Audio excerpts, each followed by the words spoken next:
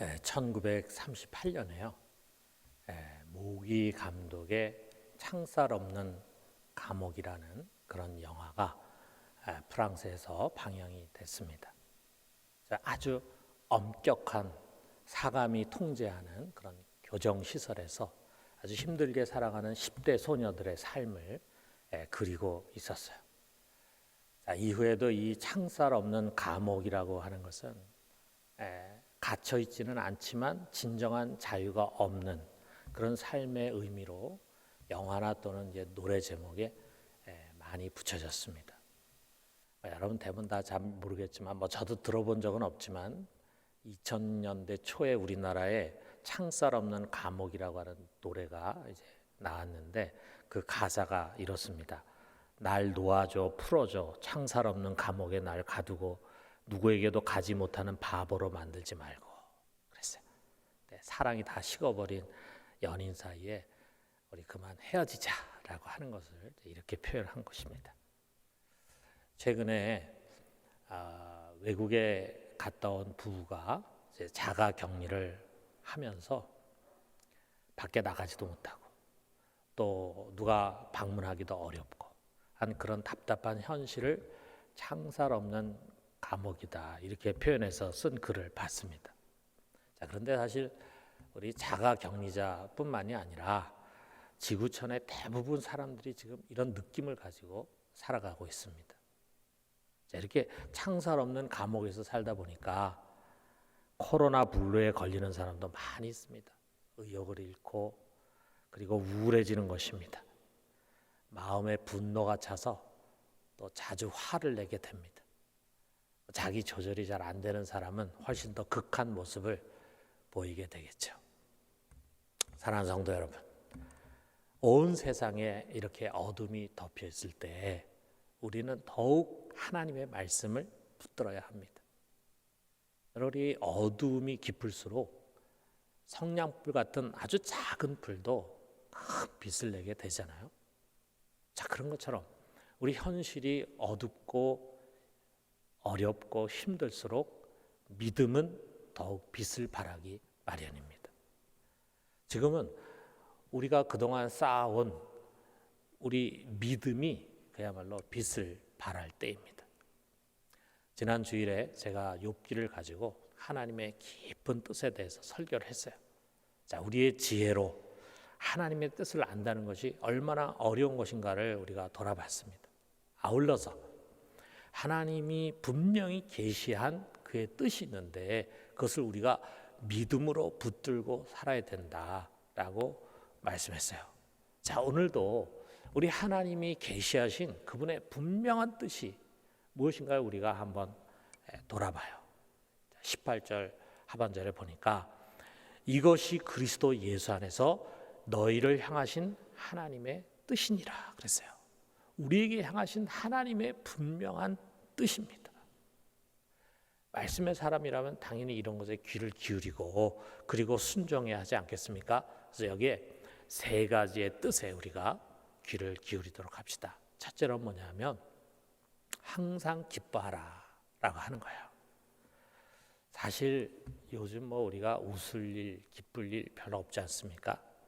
그런데 우리가 요즘만 그런 게 아니에요. 이 세상의 삶이라는 것이 그렇게 행복한 것이 아닙니다. 우리 전 세계에서 사람들이 제일 살기 좋은 곳이다 생각하는 나라 아마 스위스가 될 텐데 그 스위스의 한 노인이 말이죠. 자신이 지금까지 살아온 80년의 삶을 어디다 보냈는가라고 하는 거를 아주 꼼꼼히 돌아보면서 계산을 이제 했어요. 그것도 발표한 게 잘 알려져 있습니다. 아마 여러분 한두 번 들었을 것입니다. 그 내용에 보니까 이제 이런 거예요. 이 사람이 80평생 어떻게 살았는가? 자기가 잠을 자는데 26년을 썼어요. 일하는데 21년을 썼어요. 식사하는데 6년. 그리고 남이 약속을 안 지켜가지고 기다린 시간도 계산해보니까 5년. 불안스럽게 혼자 낭비한 시간이 5년. 세면하는데 228일. 넥타이 착용하는데 18일. 담배 불 붙이는데 12일. 아이들과 노는데 26일이었어요. 그리고 마지막에 가장 행복했던 시간은 불과 46시간이었다. 46일이 아니고 채 이틀이 안 되는 46시간입니다. 내가 정말 행복하다라고 느꼈던 그 시간을 다 모아보니까 이틀도 안 되더라고요. 80평생에. 너무 짧지 않습니까? 물론 이 사람 정답은 아닙니다. 그렇지만 분명 우리는 참 세상을 힘겹게 살아가고 있어요. 그런 가운데 또 2020년에 더 힘겨운 시간을 우리가 보내고 있습니다. 이런 우리에게 하나님은요, 예나 지금이나 어느 곳에 살든지 변함없이 명하십니다. 항상 기뻐하라. 자, 지금 우리가 참 이런 상황 속에서 너무 하는 명령이 아닌가 이런 생각을 가질 수 있겠죠. 그냥 기뻐하라도 아니고 그 앞에 항상이라는 단어가 붙어서 항상 기뻐하라입니다. 자, 이 항상이라는 말이 그런 뜻이잖아요. 즐거울 때나 괴로울 때나, 좋은 상황이건 나쁜 상황이건, 평탄한 길이건 돌짝길이건, 다시 말해서 상황과 전혀 관계없이 늘 기뻐해라, 이런 말씀이라겠죠. 자, 이 글을 쓴 우리 바울은요, 빌립보서에서도 같은 명령을 하고 있습니다. 빌립보 4장 4절에 보니까 주 안에서 항상 기뻐하라. 내가 다시 말하노니 기뻐하라. 라고 말하고 있습니다. 자, 그렇다면은 이 편지를 받고 있는 데살로니가 교회와 빌립보 교회, 그 교회의 교인들은 어떤 상황에 처해 있었는가? 여러분 이게 궁금하지 않습니까? 자, 그 교인들은 굉장히 유복하고 그리고 아주 평안한 환경 속에 있었는가? 그 반대입니다. 자, 이 두 교회는 모두 마게도냐라고 하는 그 지방에 속해 있는 교회, 그러니까 마게도냐 교회예요. 자, 이 마게도냐 교회들이 그 당시에 처했던 현실에 대해서 바울이 고린도 후서에서 소개한 글을 보면은 8장 1절에서 2절에 이렇게 말하고 있어요. 형제들아, 하나님께서 마게도냐 교회들에게 주신 은혜를 우리가 너에게 알리노니 환난의 많은 시련 가운데서 그들의 넘치는 기쁨과 극심한 가난이 그들의 풍성한 연보를 넘치도록 하게 하였느니라 그랬어요. 자, 이 교회의 교인들이 처했던 상황을 우리는 이 두 개의 구절에서 쉽게 짐작할 수 있잖아요. 환난의 많은 시련, 극심한 가난. 아마 추측컨대 이들은 지금 우리보다도 훨씬 더 어려운 상황 속에 처해서 살아가고 있었을 것입니다. 자, 그런 가운데서 기쁘게 살고 다른 사람을 돌아보는 여유를 갖는다는 게 어렵지 않겠어요? 자, 그런데 여기 바울이 뭐라고 표현했어요? 그들에게 넘치는 기쁨이 있었다 그랬어요. 그리고 구제 헌금도 아주 풍성하게 했다고 했습니다. 더 나아가서 지금 이 교인들에게 기뻐하라라고 명령하고 있는 바울은 아예 지금 감옥에 갇혀 있잖아요. 여러분 놀랍지 않습니까? 그러니까 우리 신앙인들의 기쁨은 환경과는 아무런 상관이 없는 것이다 라고 하는 것을 우리들에게 보여주고 있습니다. 그러므로 하나님은요, 오늘날 기뻐할 것이 별로 없는 상황 속에 있는 우리들에게 동일하게 명령하십니다. 항상 기뻐해라. 자, 여러분 어떻게 이 바울과 감옥에 있는 바울과 또 그 어려운 처지에 있었던 마게도냐 교회는 그런 상황에서 기뻐할 수 있었을까? 어떻게 우리 역시 이 주어진 상황 속에 상관없이 항상 기뻐할 수 있는가? 우리에게는 항상 변치 않는 기뻐할 이유가 있기 때문입니다. 그것이 무엇인가? 우리가 예수 그리스도 안에 있다는 사실이에요. 그렇기 때문에 여러분 지금 여기에 기뻐하라는 이 명령은요, 오직 예수 그리스도 안에 있는 자에게만 주시는 명령입니다. 여러분, 예수 그리스도 안에 거한다는 이 한 가지 사실이 우리가 기뻐할 이유라니까요. 예수 안에 있는 자는 어떤 환경에 처했다 할지라도 하나님의 은혜를 입은 자입니다. 하늘의 신령한 축복을 넘치도록 받은 자입니다. 그리스도 예수 안에서 우리는 변함없는 하나님의 사랑을 누리고 있어요. 여러분, 예수 밖에 세상에서 일어나는 일들은요, 다 일시적인 것에 불과합니다. 거기 사람들은 서로 비교하면서 자랑과 만족감 또는 자괴심과 열등감에 빠지지만 그것이야말로 도토리 키재기라 이거예요. 조금 더 가진 것, 조금 더 높은 것, 조금 더 편하고 누리는 것, 이것은 아무것도 아닙니다. 그 모든 것은 그저 한순간의 찰나의 영광에 불과할 뿐이에요. 그러나 예수 그리스도 안에는요, 상상할 수 없는 유산과 가장 높은 영광과 영원한 안식이 약속이 되어 있습니다. 그 소망이 우리의 변치 않는 기쁨입니다. 그러므로 사랑하는 성도 여러분, 우리가 세상을 주목하다가 잃어버렸던 기쁨을 다시 되찾읍시다. 예수 밖에 그 무엇도 하나님이 우리에게 주신 이 기쁨을 빼앗을 수가 없습니다. 그 모든 것은 다 지나가는 것에 불과합니다. 예수 안에 있음으로 인해 항상 기뻐하는 우리 모두가 되기를 주님의 이름으로 축원합니다. 자, 두 번째로는요, 쉬지 말고 기도하라. 17절의 말씀이에요. 여러분, 우리를 향한 하나님의 간절한 뜻은 우리가 기도하는 것입니다. 자, 그 기도를 들으시고 그리고 응답하시는 하늘에 계신 전능하신 하나님 아버지가 우리에게 너는 기도해라 이렇게 명하신다면요, 그 말의 의미는 내가 듣고 있어, 내가 들을 테니까 말해봐, 네가 원하는 게 뭐냐, 이 말 아니겠어요? 자, 하나님 우리 기도 소리를 듣기를 원하는 거예요. 기도하는 우리의 모습을 하나님은 가장 사랑스러워 하십니다. 그러므로 기도하되 우리가 어떻게 기도하느냐, 쉬지 말고 기도하라고 말씀하고 있어요. 자, 우리가 정한 시간에 우리가 기도하죠. 기도실에 가서 기도하기도 하고 여러분 가정에서 아침 일찍 일어나 가지고 기도하기도 하죠. 그런데 여기서 하나님 우리에게 명하시는 것은 그보다도 수시로 끊임없이 나하고 대화하자. 특별한 일을 만나고 큰 어려움을 당할 때만 나를 찾지 말고 늘 나와 만나자. 늘 나와 만나서 대화하자. 내가 네 말을 들어줄게. 그런 말이라 이거예요. 마치 24시간 우리가 잠을 잘 때도 숨을 멈추지 않잖아요. 숨을 쉬는 것처럼 우리 하나님 아버지와 대화하는 것입니다. 그래서 우리가 기도를 영혼의 호흡이라고 말하고 있어요. 자, 그런데 여기에 쉬지 말고 기도하라고 하는 것에 또 다른 뜻이 있습니다. 자, 우리 예수님께서 불의한 재판장과 과부 비유를 우리에게 주셨잖아요. 거기서 이런 말씀 주셨어요.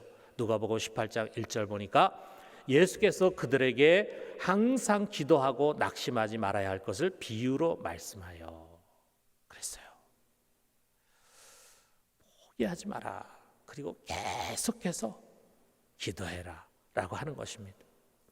왜 이런 비유의 말씀을 주셨어요? 여러분, 우리가 참 인내와 끈기가 부족하거든요. 그래서 기도하다가 응답이 좀 늦어지거나 또는 상황이 악화되면은 낙심하고 포기해. 우리의 믿음이 작기 때문이라 이거죠. 주님은 포기하지 말고 멈추지 말고 계속 기도할 것을 명하십니다. 여러분, 이 기도하라라고 하는 명령은요, 무거운 종교적인 계명이 아니에요. 이것은 오히려 아주 유용하고 우리에게 꼭 필요하고 힘 있는 무기를 일깨워 주는 것입니다. 여러분, 우리 임진왜란 사건 잘 알잖아요. 자, 정유재란 때죠. 7천량에서 원균이 이끄는 우리나라 수군이 왜군에 대패를 해가지고 배 대부분을 다 잃어버렸어요. 자, 그런 뒤에 이제 이순신이 다시 복귀해가지고 자, 명량해전에서 100척이 넘는 왜적을 앞에 두고 있는데 그때 이순신이 왕에게 이렇게 글을 썼어요. 신에게는 아직도 전선이 12척이나 남아 있습니다. 그리고 그 12척으로 마침내 대승을 거뒀습니다. 여러분, 우리에게는 아직 기도가 있습니다. 그냥 사람들의 눈에는 별거 아닌 종교 행위로 보일지 몰라요. 그런데 그게 아닙니다. 이 기도야말로 기적을 이루는 비장의 무기입니다. 그래서 주님께서 그것을 우리의 손에 무기로 쥐어 주시면서 너는 수시로 이것을 사용해라. 기도의 신비와 능력을 우리들에게 끊임없이 일깨워 주셨어요. 자, 기도하라고 하는 말씀은요, 여러분, 우리에게 모든 가능성이 열려 있다고 하는 것을 말씀합니다. 여러분, 지금 어떤 상황에 처해 있든지, 그것이 우리 인간의 눈으로 볼 때는 뭐 전혀 가능성이 없는 불가능한 그런 상황처럼 보인다 할지라도 하나님 우리에게 기도해라라고 말씀하신다면 여러분, 모든 가능성이 우리에게 열려져 있습니다. 그러므로 사랑하는 성도 여러분, 이 어려울 때 우리 정신 차리고 기도합시다. 쉬지 말고 기도해요. 낙심하지 말고 우리 기도로 도전해요. 여러분이 어떤 문제를 갖고 있다 할지라도 하나님 앞에 나와서 기도하면서 문을 두드립시다. 우리 내일부터 한 주간 동안 이제 특별 새벽 기도의 가운데 여러분 새벽을 깨우고 우리 함께 기도합시다. 그래서 우리 모두가 기도로 세상을 이기는 자가 되기를 주님의 이름으로 축원합니다. 자, 마지막 세 번째는 범사에 감사하라. 18절의 말씀이요. 자, 여러분 요즘 우리 속에 참 이 감사의 마음이 점점 사라져가는 것 같습니다. 뭔가 삶이 빡빡해지다 보니까 언사에 불평이 많아요. 그리고 마음에 원망이 차기가 쉽습니다. 저는 우리가 불과 몇십 년 전만 비교해 봐도요, 지금 우리는 참 상상할 수 없는 풍요와 자유 속에 살아가고 있는 거예요. 자, 그런데 잃은 것에 대한 불평이 얻은 것에 대한 감사를 확 뒤덮고 있어요. 여러분, 이런 세상의 흐름에 우리 자신을 내맡기면서 불만과 원망의 종이 돼서는 안 됩니다. 우리 시편 37편 8절에 보니까 분을 그치고 노를 버리며 불평하지 말라. 오히려 악을 만들 뿐이라 그랬습니다. 여러분, 하나님이 출애굽한 이스라엘에게 참 분노하시는 모습을 우리가 성경에서 보게 되는데, 하나님 분노하는 가장 큰 이유가 뭡니까? 자, 하나님이 이스라엘을 괴롭히고 있는 애굽에 온갖 재앙을 다 내리셨어요. 그리고 마지막에 그야말로 홍해를 가르는 그런 엄청난 기적을 보여서 400년 동안 애굽에 종살이하고 있던 이 이스라엘을 자연으로 해방을 시켰어요. 자, 그런데 그들이 말이죠, 이 엄청난 은혜를 그렇게 빨리 잊어버립니다. 그리고 먹을 것 마실 것이 부족하다고 그것을 가지고 불평과 원망으로 가득 차는 거예요. 자, 이게 어떻게 보면요, 참 우리들의 모습입니다. 여러분, 우리가 다시금 감사의 자리로 돌아갑시다. 여러분, 우리에게 감사할 것이 많지 않습니까? 하나님 우리에게 주신 은혜가 많고 우리가 받은 은혜가 크지 않습니까? 무엇보다도 세상에 속했던 우리를 예수 그리스도 안으로 옮기신 것에 감사합시다. 여러분, 그것은 출애굽의 기적보다 더 큰 기적이고 은혜입니다. 우리는 평생 이 한 가지만 기억하고도 늘 감사하며 살아야 돼요. 자, 그런데 하나님은 이제 예수 그리스도 안에 거하는 우리에게 그분의 분명한 뜻을 명하십니다. 범사에 감사해라. 너는 범사에 감사해라. 그냥 감사가 아니라 범사에 감사라. 이 범사라고 하는 말은 모든 일이라는 뜻이에요. 잘된 일뿐만 아니라 잘 안 된 일, 특별한 일뿐만 아니라 평범한 일, 지금뿐 아니라 지나간 과거의 일, 장미꽃뿐만이 아니라 그 안에 있는 가시까지도 감사하라. 이것입니다. 여러분, 잘 안 된 일, 또 상처받은 일, 가시, 이런 것을 놓고 우리가 어떻게 감사할 수 있겠어요? 우리가 그것을 놓고도 감사할 수 있는 것은 예수 그리스도 안에 있는 자를 하나님은 가장 좋은 곳으로 항상 인도하시기 때문입니다. 여러분, 우리가 이스라엘 한번 생각해 보면은 40년 광야 생활 하나님 인도하셨잖아요. 구름 기둥과 불 기둥으로 인도하셨어요. 자기들이 가야 할 곳을 찾은 것이 아니에요. 구름이 흘러가는 대로 쫓아서 갔어요. 불기둥이 흘러가는데 쫓아서 갔어요. 자, 우리가 그들이 40년 동안 갔던 그 길을 현미경으로 들여다보면은요, 그 속에는 정말 불편한 길, 위험한 길, 돌아가는 길이 있었습니다. 자, 그런데 큰 지도로 보면은요, 그것이 가나안으로 들어가는 정로예요. 마지막 젖과 꿀이 흐르는 축복의 땅으로 가기 위한 정 코스입니다. 하나님의 인도하시면 완전한 거예요. 여러분, 우리 인생도 마찬가지입니다. 우리가 자세히 들여다보면은 힘들고 낙심이 되고 불평할 일들이 많이 보입니다. 그러나 조금 더 높이 올라가서 관조하다 보면요, 모든 것이 다 은혜의 길입니다. 그 모든 것이 결국은 우리를 영원한 안식으로 인도하는 정 코스예요. 최고의 길입니다. 그렇기 때문에 우리 모두는 인생 마지막 날에 하나님의 인도는 완전하셨습니다 라고 고백하면서 그분을 찬양하게 될 것입니다. 여러분, 다시 우리가 이 믿음을 가집시다. 그러면 우리들에게 버릴 것이 아무것도 없어요. 과거의 일들도, 현재의 일들도, 또 앞으로 일어날 일들도 모두가 다 감사할 것들입니다. 사랑하는 성도 여러분, 우리의 마음을 지금 꽁꽁 묶고 있는 불만과 불편과 각박함의 사슬에서 벗어납시다. 감사함으로 이 모든 것을 다 훌훌 떨쳐버립시다. 모든 것에 감사해요. 내 주위에 하나님이 보내주신 모든 사람들에 대해서 감사해요. 코로나로 인해 겪게 되는 이 불편한 환경에 대해서도 감사해요. 여러분, 우리가 쉬지 말고 기도하라 그랬는데 기도도 염려와 불안과 불만 가운데 하는 것이 아니라 감사함으로 하는 것입니다. 왜 저에게 이런 문제가 찾아왔는지는 모르겠지만, 그러나 하나님의 선하신 인도하심을 믿고 감사를 드립니다. 이 문제를 도와주십시오. 이렇게 기도하라 이거예요. 이것을 바울이 빌립보서 4장 6절에서 가르치잖아요. 자, 우리 마지막 이 말씀 같이 한번 읽어봅시다. 아무것도 염려하지 말고 다만 모든 일에 기도와 간구로 너희 구할 것을 감사함으로 하나님께 아뢰라. 그리하면 모든 지각에 뛰어나신 하나님의 평강이 너희 마음과 생각을 지키시리라.